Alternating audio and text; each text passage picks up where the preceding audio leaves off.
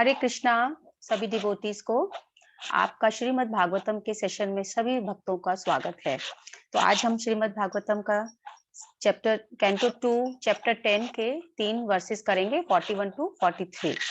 उससे पहले हम गुरु वंदना और हम जो नमस्कार प्रणाम मंत्र सब करते हैं, जो हमें प्रभु जी सिखाते हैं, वो हम सब करेंगे।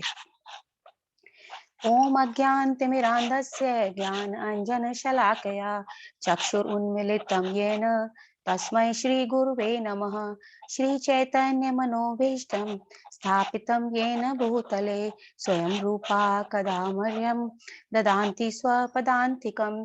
वन्देऽहं श्रीगुरो श्रीयुतपदकमलं श्रीगुरून् वैष्णवांश्च श्रीरूपं साग्रजातं सहगण रघुनाथान्वितं तं संजीवन साद्वैतं सावधूतं परिजन सहितं कृष्ण चैतन्य देवं श्री राधा कृष्ण पादान सहगण ललिता श्री विशाखान्वितांश्च। हे कृष्ण करुणा सिंधो दीनबंधो जगतपते गोपेश गोपिका कांत राधा कांत नमस्तुते। तप्त कांचन गौरांगी राधे वृंदावनेश्वरी विश्वानुसुते देवी प्रणमामि हरिप्रिये। वाञ्छाकल्पतरुभ्यश्च कृपा सिन्धुभय एव च पतितानां पावनेभ्यो वैष्णवेभ्यो नमो नमः। श्री कृष्ण चैतन्य प्रभु नित्यानंद श्री अद्वैत गदाधर श्रीवासादि गौर भक्तवृंद। हरे कृष्ण कृष्ण कृष्ण हरे हरे, हरे राम राम राम हरे हरे। हरे कृष्णा।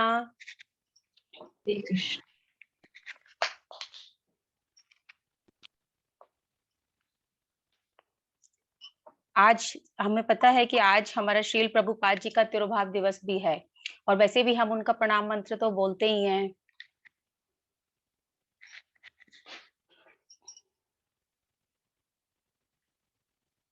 ओम नमो विष्णुपदाय कृष्ण पृष्ठाय भूतले श्रीमते भक्ति वेदांत स्वामिनिति नामिने।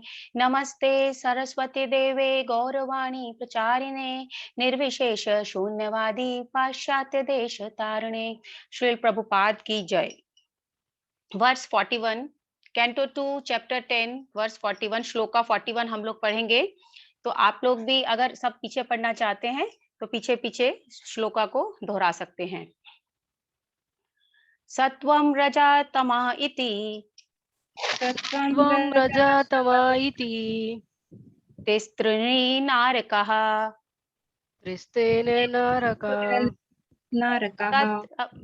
तत्र अपि एकैकश्च राजन्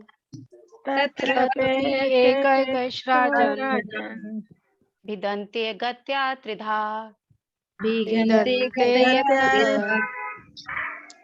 यदा एकैकतर अनाभ्याम्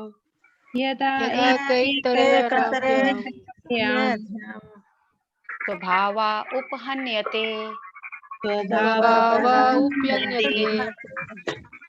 थैंक यू एवरीवन।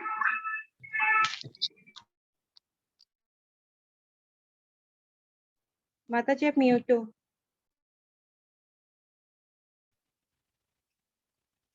अनुवाद। प्रकृति के विभिन्न गुण सतोगुण रजोगुण तथा तमोगुणों के अनुसार विभिन्न प्रकार के प्राणी होते हैं, जो देवता मनुष्य तथा नारकीय जीव कहलाते हैं। हे राजन, यही नहीं, जब कोई एक गुण अन्य दो गुणों से मिलता है तो वह तीन में विभक्त होता है, और इस प्रकार प्रत्येक प्राणी अन्य गुणों से प्रभावित होता है और उसकी आदतों को अर्जित कर लेता है। इसका तात्पर्य अब हम आप में से कोई अगर रीड करना चाहता है तो प्लीज रेज योर हैंड।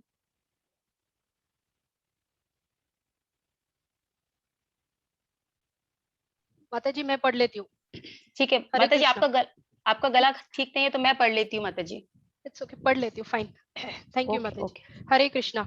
तात्पर्य। अलग अलग प्राणी किसी एक विशेष गुण के द्वारा संचलित होते हैं, किंतु इसके साथ अन्य दो गुणों का भी उन पर प्रभाव पड़ सकता है। सामान्य रूप से सभी बद्ध जीव भौतिक बंधन के कारण रजोगुण से प्रभावित होते हैं, क्योंकि प्रत्येक जीव अपनी इच्छा पूर्ति के लिए प्रकृति पर प्रभुत्व जताना चाहता है, किंतु पृथक से रजोगुण होने पर भी अन्य गुणों के संसर्ग में होने से उनके द्वारा प्रभावित हो जाने की संभावना सदैव बनी रहती है। यदि कोई अच्छी संगति करता है तो वो सतोगुणु हो सकता है, और यदि कुसंगित करता है तो तमोगुणु बन सकता है। लेकिन कुछ भी एक ही तरह से नहीं घटता है। मनुष्य अच्छी या बुरी संगति से अपना स्वभाव बदल सकता है। अतः अच्छे तथा बुरे में भेद कर सकने के लिए बुद्धिमान होना आवश्यक है। सर्वोत्तम संगति तो भगवान के भक्तों की सेवा होती है, और उस संगति से मनुष्य भगवान के शुद्ध भक्तों की कृपा से सर्वाधिक योग्य व्यक्ति बन सकता है। जैसे कि हम श्री नारद मुनि के जीवन में देख चुके हैं, वे केवल शुद्ध भगवत भक्तों की संगति से सर्वाधिक योग्य बन सके। वे जन्म से ही एक दासी के पुत्र थे। वे अपने पिता तक को नहीं जानते थे और न उनमें न्यूनतम शैक्षिक योग्यता ही थी, किंतु केवल भक्तों की संगति करने तथा उनके ही बचा कुचा खाना खाने से उनमें उत्तरोत्तर भक्तों के दिव्य गुण आते गए। ऐसी संगति करने के कारण उनमें भगवान की दिव्य महिमा को सुनने और कीर्तन करने की प्रवृत्ति उभरती गई, और चूंकि भगवान की महिमा भगवान से अभिन्न है, अतः शब्दोच्चारण कीर्तन के कारण उन्हें भगवान की प्रत्यक्ष संगति प्राप्त हो सकी। इसी तरह अजामिल का भी जीवन छठे स्कंद में, जो एक ब्राह्मण का पुत्र था और जिसे ब्राह्मण के कर्तव्यों के पालन की समुचित शिक्षा दी गई थी, किंतु इतने पर भी वैश्य के कुसंग ने उसे चंडाल अर्थात मानव जाति की सबसे अधम स्थिति पर पहुंचा दिया। अतः मुक्ति द्वार खोलने के लिए भागवत सदैव महत्व संगति की शिक्षा देता है। ऐसे पुरुषों की संगति करना जो इस भौतिक संसार पर अधिकार जताना चाहते हैं, नरक के घोर अंधकार पूर्ण भाग में प्रवेश करना होता है। मनुष्य को चाहिए कि महापुरुष की संगति द्वारा अपने को ऊपर उठाए। जीवन सिद्धि का यही मार्ग है। हरे कृष्णा। थैंक यू माता जी। हरे कृष्णा। ये इस श्लोका में हमें वो प्रकृति के तीनों गुणों का प्रभाव और मनुष्य जो है उनसे कैसे बाहर निकल सकता है और उसके ऊपर किन चीजों का कैसे असर पड़ता है, ये थोड़ा सा बताया गया है। जैसा कि हम सभी जानते हैं कि प्रकृति के 3 गुण होते हैं, सतो, रजो और तमोगुण, और उसी के अनुसार वो प्राणी होते हैं। जैसे कि जो देवता लोग होते हैं उनमें सतोगुण की प्रधानता होती है, और मनुष्य जो होते हैं वो रजोगुनी होते हैं, क्योंकि उनमें इच्छा पूर्ति की इच्छाएं उनके अंदर बहुत होती हैं और वो उसी के लिए कोशिश करते हैं। वो भौतिक सुख बहुत ज्यादा पाना चाहते हैं, उसी में वो खुश रहना चाहते हैं, तो वो रजोगुनी होते हैं। और जो तमोगुनी जीव वो होते हैं जो कि जिनके बहुत लोअर, जो जिनको हम कह सकते हैं कि जैसे कि चांडाल भी जिनको कहते हैं, शूद्र भी जिनको कहते हैं, या निम्न योनि जो होती हैं, कि जिनमें बहुत पाप कर्म करके जीव जो पहुंचता है। लेकिन कई बार ऐसा होता है कि जैसे एक गुण की प्रधानता होती है और दूसरे गुण का भी असर होता है, तो वो भी उस तरह के भी प्राणी होते हैं। और जैसे जैसे गुण होते हैं उसी के हिसाब से इस प्राणी की, जीव की आदतें भी बनती जाती हैं। तो यहाँ पे गुणों के वजह से ही बताया गया है कि जैसे नारद मुनि जो थे वो एक दासी के पुत्र थे। उनके मतलब बहुत छोटे गरीब थे और उनको कोई शिक्षा भी नहीं मिली थी, लेकिन वो ऋषि मुनियों के साथ एक बार 4 महीने तक, जैसे चातुर्मास में ऋषि ठहरते हैं, तो जहाँ उनकी माँ दासी का काम करती थी वहां पे वो ठहरे थे। तो वो अपनी माँ के साथ उनकी साधुओं की सेवा करते थे और उनसे भगवत कीर्तन और भगवत कथा सुनते थे, उनका बचा कुचा भोजन प्रसाद ग्रहण करते थे। तो उससे ही उनके अंदर सतोगुण का इतना ज्यादा मतलब असर आ गया, वो सतोगुणी हो गए पूरी तरह से और वो भगवान की भक्ति में ही लीन हो गए। इसके विपरीत अजामिल जो था वो एक ब्राह्मण का पुत्र था, लेकिन वो एक वेश्या के संग के कारण वो तमोगुणी हो गया। तो खाली जन्म अच्छे उसमें होने से या अच्छी ऊंची शिक्षा लेने से व्यक्ति सतोगुणी नहीं होता है। सतोगुणी उसकी अच्छी संगति और अच्छा उसका जो व्यवहार है वो उससे होता है। तो अच्छे हमें भक्त अच्छा संग जो होता है वो भक्तों का संग ही होता है, वही सत्संगति होती है। और भक्तों के संग में हम भगवान का कीर्तन करें, उनका नाम लें, तो वो जो है उससे ही व्यक्ति जो है सतोगुण में जा सकता है। तो हमें ये बताया गया है कि अगर हमें इस नरक, ये जो नरक है मतलब ये जो भौतिक संसार है, इसको नरक से ही कंपेयर किया गया है, क्योंकि हम लोग इस पे भी अधिकार जमाना चाहते हैं, हम लोग रजोगुनी हैं। लेकिन अगर हमें इससे बाहर निकलना है, हमें मुक्ति पानी है, ये मुक्ति इससे निकल के दूसरे इस द्वार से निकल के हमें एक सत्संगति के द्वार में घुसना है, तो हमें भक्तों के संग में रहना पड़ेगा और भगवान का ही नाम उच्चारण, शब्द कीर्तन, भगवान की कथाएं ही सुननी होंगी।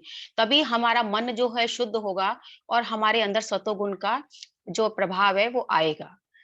और माता जी इसका यही है। और आप कोई और कुछ बताना चाहता है, कोई और पॉइंट जो मेरे से मिस हो गया है, आप लोग कोई बताना चाहते हैं तो प्लीज कोई भी बता सकते हैं।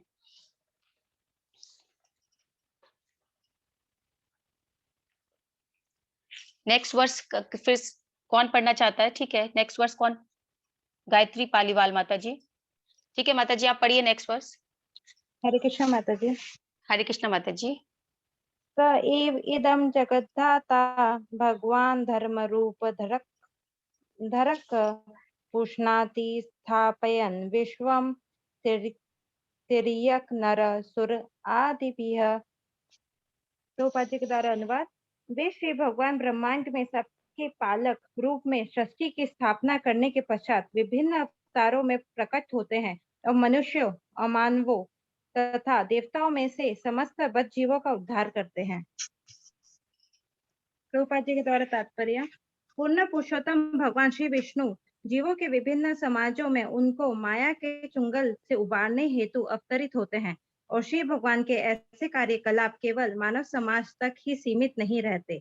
वे एक मछली, सूकर, वृक्ष तथा अन्य अनेक रूपों में अवतरित होते हैं, किंतु अल्पज्ञानी पुरुष श्री भगवान को न जानने के कारण उनका उपहास करते हैं, चाहे वे मानव समाज में मनुष्य रूप में ही क्यों ना हो। अतः श्री भगवान श्रीमद् भगवद गीता 9.11 में कहते हैं, अब जानन्ति मामूढ़ा मानुषी तनुमाश्रितम परम भावम जानन्तो मम भूत महेश्वरम।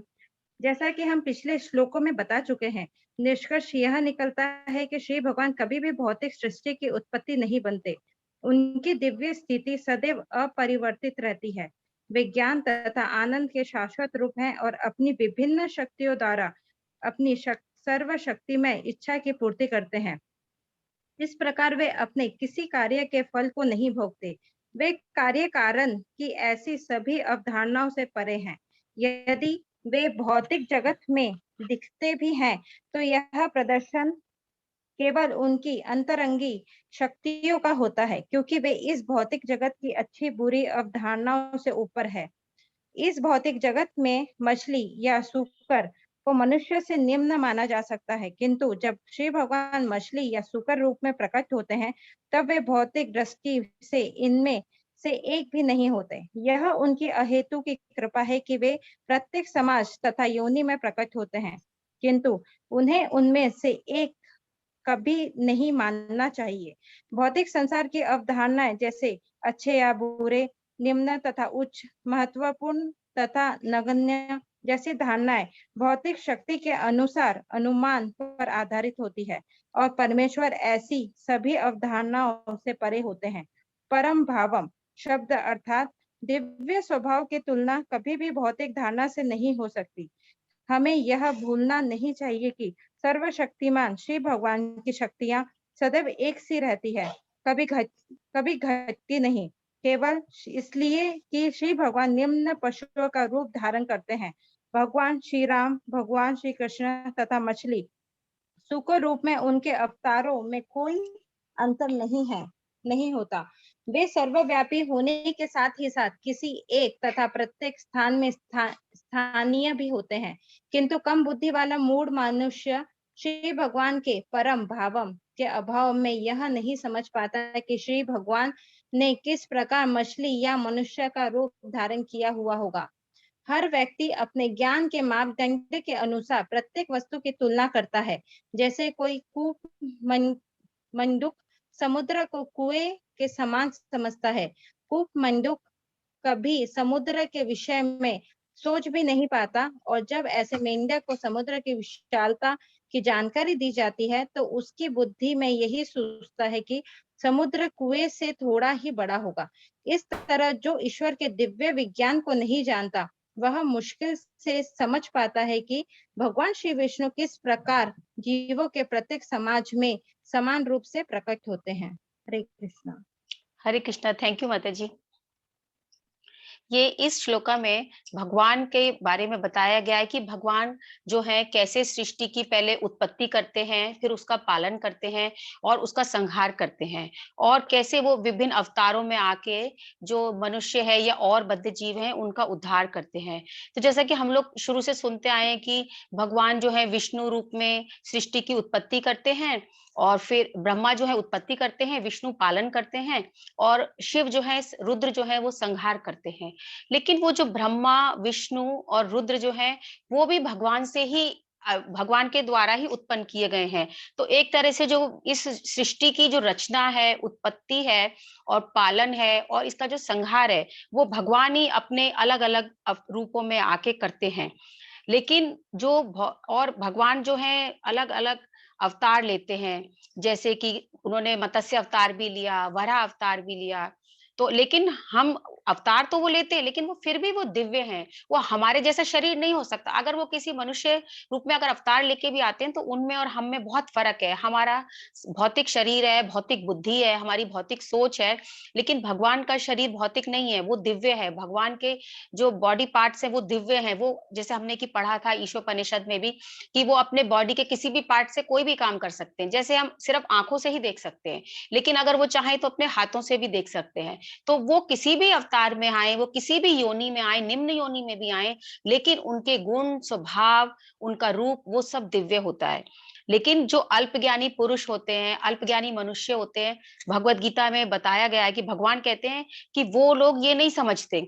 वो समझते हैं जैसे भगवान कृष्ण या राम के रूप में आए थे, मनुष्य रूप में आए थे, तो वो समझते हैं कि वो मनुष्य ही हैं। तो उनकी कुछ बातों को लेके लोग छीटाकशी भी करते हैं, अरे भगवान राम ने ऐसा किया, भगवान कृष्ण ने वैसा किया। लेकिन वो ये नहीं समझते कि वो हमारे जैसे नहीं है, और उनके उस करने का कोई ना कोई रीजन है, जो कि हमें बाद में पता चलता है।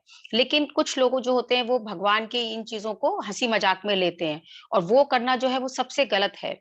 क्योंकि भगवान को हमें अपने बराबर नहीं समझना है कभी। वो हमसे बहुत ऊंचे हैं, बहुत अलग हैं, वो दिव्य हैं। और वो जो हमें यहाँ दिखाई देते हैं, जो वो जो एक्शंस करते हैं, वो सब उनकी अंतरंगा शक्ति जो है उनके द्वारा ही होता है। जब भगवान किसी भी योनि में प्रकट होते हैं, तो वो उनकी भौतिक धारणाएं वो उसके हिसाब से नहीं है। वो परम भावम, इसमें एक शब्द यूज किया गया है। परम भावम मतलब दिव्य स्वभाव। भगवान का जो स्वभाव है वो दिव्य है, परम भावम है। वो हमारे जैसे नहीं है। अगर वो निम्न पशु योनि में भी आते हैं तब भी वो परम भावम है। तो चाहे वो श्री राम के रूप में आए, कृष्ण रूप में आए, मछली के रूप में आए या वाराह रूप में आए, लेकिन फिर भी वो दिव्य हैं। जैसे कि एक मेंढक होता है, उसको कितनी बुद्धि होती है। जैसे वो कुएं में पड़ा हुआ है, उसको कूप मंडूक बोलते हैं, तो वो समझता है कि दुनिया बस इतनी सी है जितना ये कुआं है। लेकिन अगर उसको समुद्र में डाल दें निकाल के, तो कहता है हाँ दुनिया और बड़ी है, विशाल है। इसी तरह ही कि हर व्यक्ति अपनी बुद्धि के हिसाब से सोचता है। जिसको जितना ज्ञान है, जिसको जितनी बुद्धि है, वो भगवान के बारे में उतना ही समझ पाता है। लेकिन भगवान का जो दिव्य विज्ञान है, जिसको साइंस ऑफ कृष्णा कहा जाता है, उसको समझने के लिए बहुत मतलब उसको समझना इतना मुश्किल है। उसके लिए हमें बहुत ज्यादा भक्ति में भी इन्वॉल्व होना है, भगवान के साथ अपने प्रेम को बढ़ाना है, अपने विश्वास को भगवान के ऊपर को बढ़ाना है।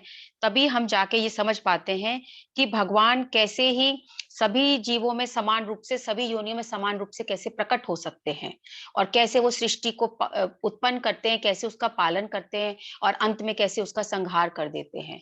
लेकिन वो अलग अलग रूपों में आते हैं, जिसे हमें समझ लेना चाहिए कि ये काम लेकिन हो सिर्फ भगवान के द्वारा ही रहा है।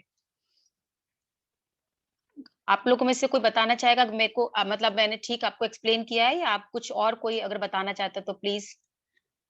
आस्था माता जी। आस्था माता जी, प्लीज आप कुछ बताना चाहती हैं? हाँ तो माता जी, आई विल रीड। आपने अच्छे से ओके ओके समझा दिया बताइए। माता जी, थैंक यू। ओके माता जी, आपकी भी तबीयत ठीक नहीं लग रही है। Sorry for my bad throat. तो आप रहने दीजिए माता जी, कोई और रीड कर लेगा अगर आपकी तबीयत ठीक नहीं है तो। नहीं माता जी, I wanted to read, that's why I okay okay raised hand. Okay माता जी। Okay, shall we move to next verse? अगला श्लोका पढ़े हम लोग? ठीक है माता जी, आप श्लोका 43 पढ़ लीजिए। तत्कालाग्निरुद्रात्मा यत्सृष्टिमिदमात्मनः सन्नियच्छति तत्काले घनानिकमिवानिलः। ट्रांसलेशन श्रील प्रभुपाद की जय। तत्पश्चात युग के अंत में भगवान स्वयं संहारकर्ता रुद्र रूप में संपूर्ण सृष्टि का उसी तरह संहार करेंगे जिस प्रकार वायु बादलों को हटा देती है।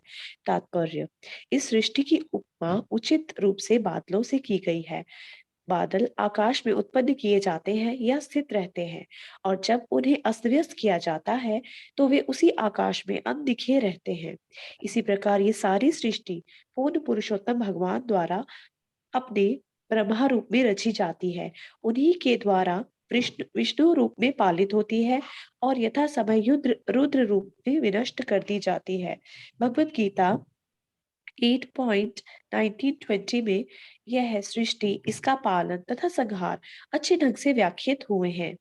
भूतग्राम स एवायम भूत्वा भूत्वा प्रलीयते रात्रा रात्यागमे वश्य पार्थ प्रभवत हरागमे परस्तस्मात्तु भाव्यन्यो अव्यक्तो अव्यक्ता सनातनः यह सर्वेषु भूतेषु नश्यस्तु न विनश्यन्ति।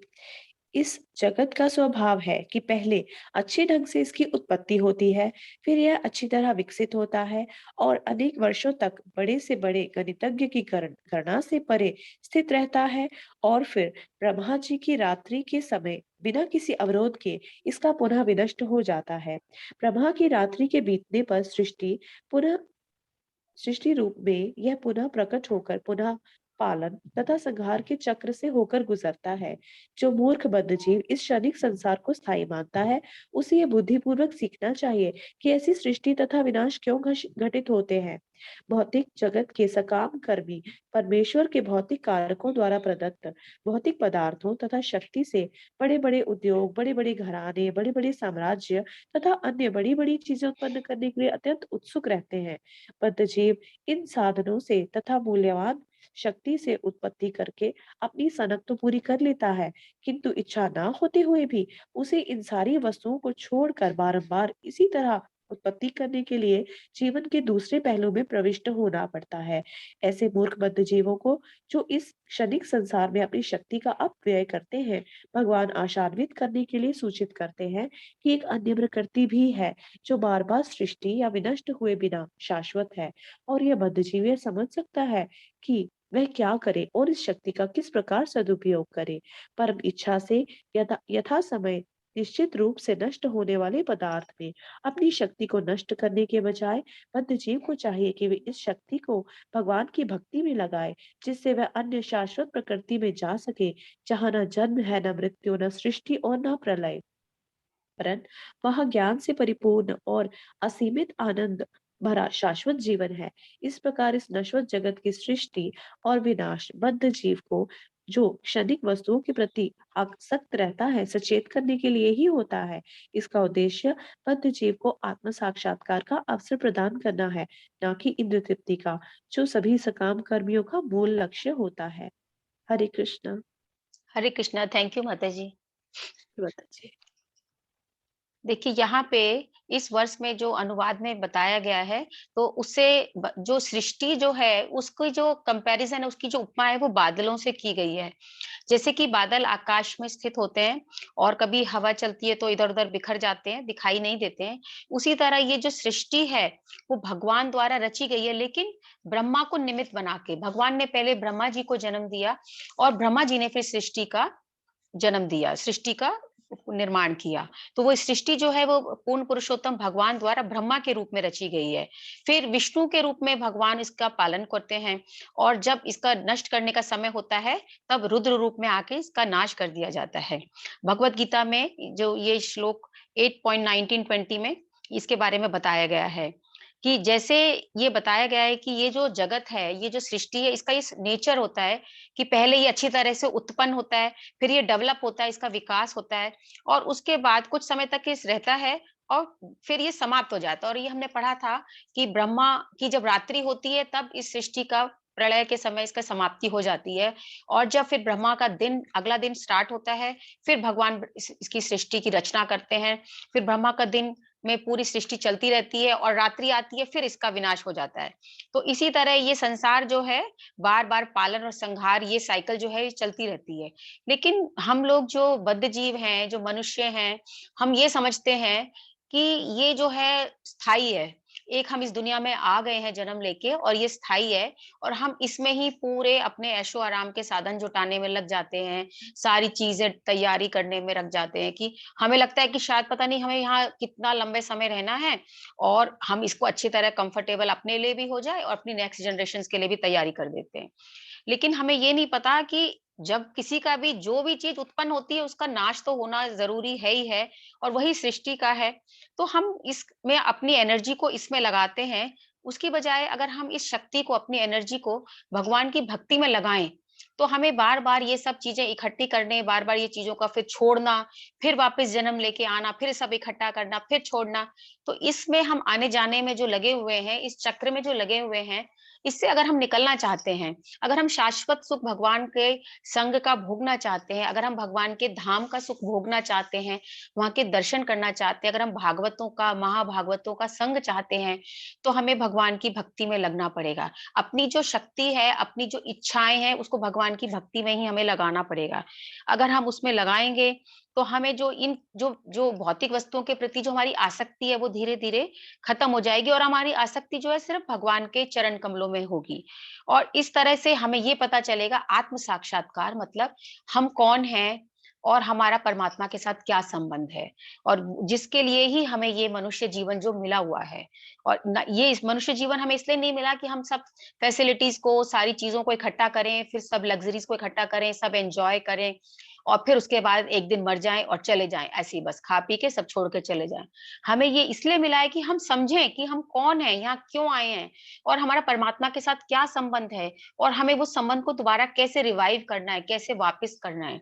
तो ये हमारा जो मनुष्य जीवन अगर हम ऐसा करते हैं तो इसका होना हमारा सफल हो जाता है और हमारा ये जो पुनरागमन, आना जाना जो है, ये चक्र से हमें छुट्टी मिल जाती है। तो मेरे ख्याल से मुझे जो इतना ही समझ में आया, और कोई डिवोटी अगर कुछ और बताना चाहते हैं तो प्लीज आप ऐड कर सकते हैं। कोई और पॉइंट, कोई और बात अच्छी इसमें ऐड कर सकते हैं। Please anyone.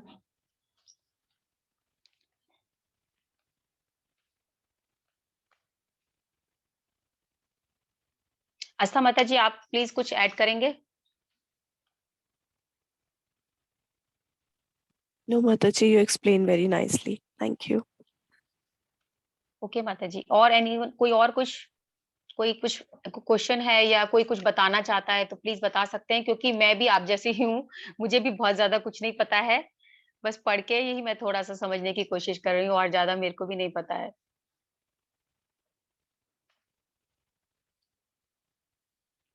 ठीक है माता जी, फिर क्या करें, सेशन एंड कर देते हैं?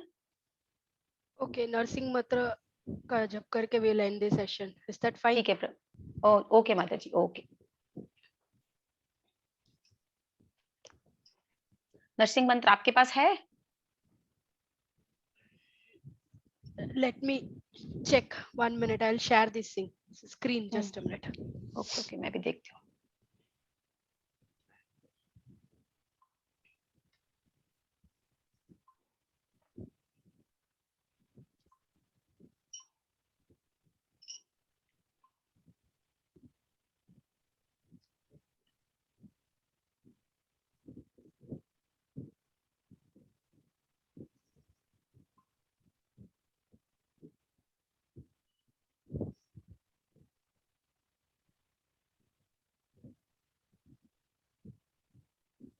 Mataji, I do have. Can I share? हाँ wait, मत yeah, 1 minute. Okay. Is it visible? Yes, Mataji. Let's all recite. आप Ugram Veeram Vishnum Jalantam Sarvatomukham Narsimham Visharam Bhadram Mrityurmrutyum Namamyaham. Ugram Veeram Mahavishnum Jalantam Sarvatomukham Narsimham Visharam Bhadram Mrityurmrutyum Namamyaham. Ugram Veeram Mahavishnum Jalantam Sarvatomukham Narsimham Visharam Bhadram Mrityurmrutyum Namamyaham. Srila Prabhupada की जय. ग्रंथराज श्रीमद् भागवतम की जय. His Divine Grace A.C. Bhaktivedanta Swami Prabhupada की जय. Hare Krishna. Hare Krishna. Hare Krishna. Thanks Sunita Mataji. Thank you very much. Thank you to everyone, all Mataji and Prabhuji. Take care. Be safe. Hare Krishna. Hare Krishna. Hare Krishna. Hare Krishna सबको.